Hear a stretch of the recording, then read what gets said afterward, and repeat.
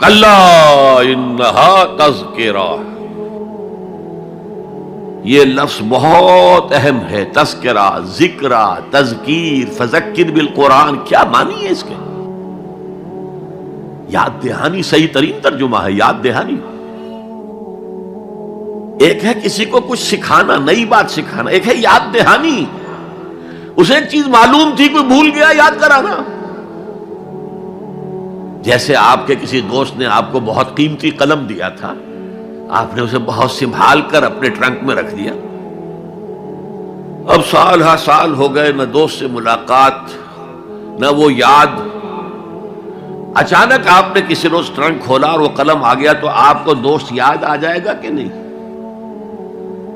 اسی لیے قرآن آفاق و انفس کے لیے آیات کہتا ہے، ہم اپنی آیات دکھائیں گے تمہیں، نشانی جس کو دیکھ کر تم ہمیں پہچانو گے۔